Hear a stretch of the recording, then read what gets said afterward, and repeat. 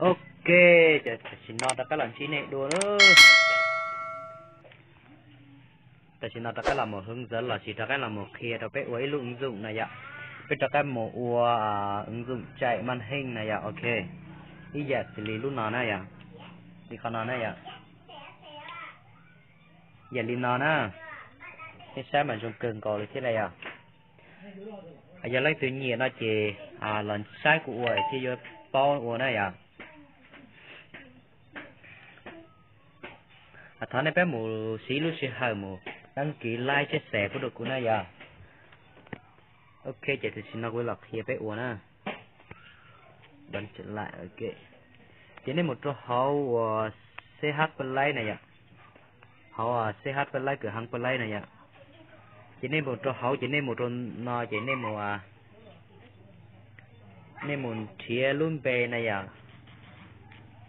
Nên một chia luôn bề ý là luôn nó này ạ.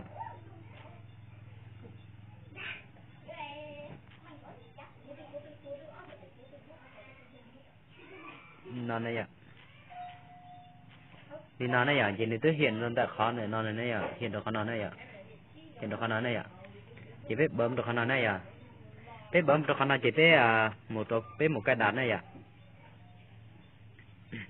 Biết một cái đạn là tại chỉ nếu hiện tiền mở nó này ạ. Chỉ để nó có thứ cái đạn tàu nè. Lên từ chỉ tàu cái đạn chỉ một cái đạn họ cửa hàng CH bên lấy là này ạ. Một trò hậu chỉ biết cái đạn là chỉ biết mà lìa mở là này ạ. Còn nó chỉ lúc ứng dụng nó chỉ này dùng gì họ trả giao diện chỉ này dùng gì này ạ. Biết ủa xử lý e-file off-file chỉ biết tụi tàu là chỉ toàn bảo thế này ạ. Chỉ thọ bé một tàu lên nó này ạ. Biết cái đặt là tàu lên nó này ạ. Chỉ biết mở là này ạ. Biết mở lên nó nè. Chỉ hỏi quảng cáo này chỉ biết thoát ra là mày ạ. Ok lên nó này ạ. Lên nó này ạ. Chỉ nếu lúc giao diện chính chỉ tới con nó này ạ. Nếu lúc giao diện chính chỉ thì lò lên nó nè. Thì sao con nó nè. Test. You.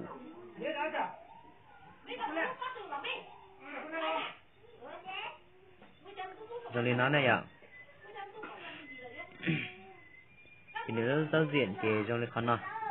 Chỉ biết sẽ một thay lúc bè nó thanh thì ý giả lì con nó này ạ. Chỉ biết nè biết sẽ một thay lúc bè thì của lúc co là gì của nhẹ co là gì anh yêu em hoặc là em yêu anh này ạ.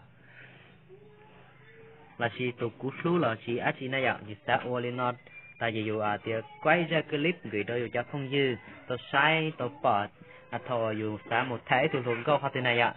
Thì dù sẽ có luôn bè nó này tạo ra rong chia này rong lòng này ạ. Thì dù cuối lúc thì nó tại vì dù một tại lúc quay màn hình này ạ. Thì dù là quay thì nó tại vì dù tía ô rong nó tại vì dù mà lìa gửi đôi dù ít tôi không dư là xin gửi đôi từ lúc này ạ. Chỉ nên một sau họ nói này ạ. Ý giả là họ nói chỉ nên một nìa trong tại lúc nìa trong tại lúc nói này ạ. Cái nó nè cái hậu ca lúc tụ đa là hậu ca này ạ. Chỉ biết nìa đó nè nìa đó lên nó này ạ. Chỉ biết một bấm trong một chỉ biết xóa con nó bắt chế này ạ. Chỉ biết xóa ý giả là cú lúc ca này ạ. Ok nó chỉ nữa tạo lên nó này ạ. Cú nè cú nếu ấy xiên để tỏ này ạ. Lưu này ạ. Có được tỏ này ạ. Vì cứ đứa sau lên này ạ. Chỉ khó nói chỉ cá trứng chua này ạ. Cái trứng chua này bỏ nó này ạ. Thì dù giờ cá thì dù chỉnh trợ thiết nhanh này ạ. Trợ thiết thật gì ạ. Trợ thiết cánh này ạ. Họ tỏ nói gì dù tỏ nói mà chỉ được cánh cần còn á. Thật gì thay lột sầu thế này ạ. Chỉ bé ô là dù nó chỉ được cánh dù nó này ạ. Nên sáng này nó cánh dù này ạ. Họ nói chỉ được cánh cần cầu lên nè. Còn nó này ạ. Bé ô lên nó này cũng cánh cơ thế. Trở dù này ạ. Trở dù nó này ạ. Chỉ nhà bé sẽ một thay lưu hình thì cho đa khi khiến nó này ạ. Chỉ bé một thay trộn tờ lưu đa nó nè. Bé hình như trộn lưu đa nó này ạ.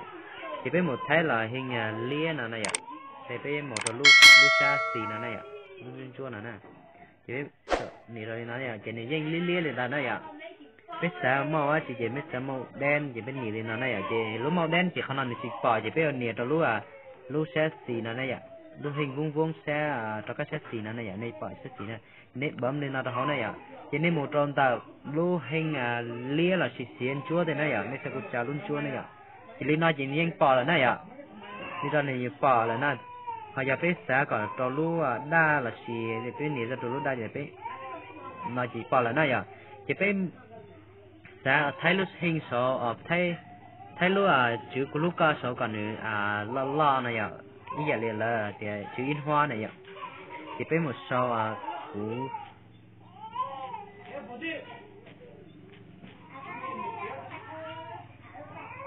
lúc cao này ạ ok lên này ạ cái này danh chữ in hoa này ạ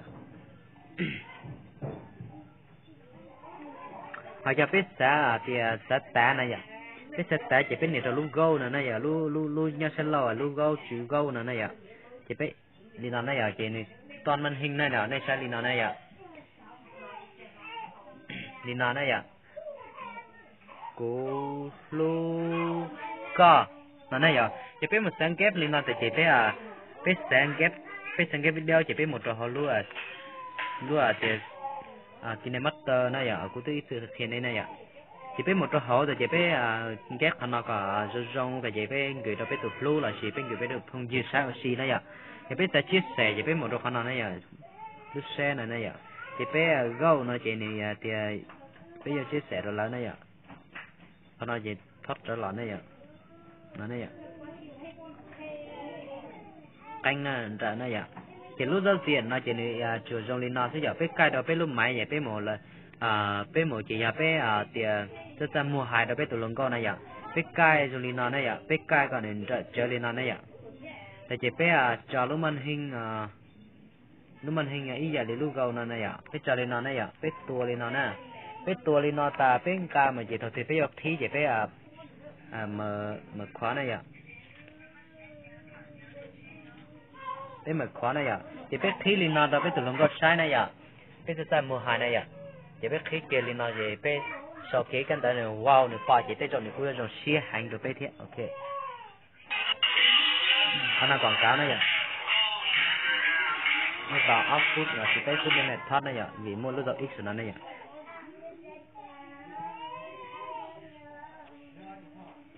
ok chị cú sẽ video chị này chủ là khi mấy lên nó được biết thế này ạ giờ bên từ xa nhẹ nó chị một like chia sẻ đăng ký của cú này ạ và cú một chia hướng dẫn đây dạ ba tập một giờ toàn đây nè ok bye bye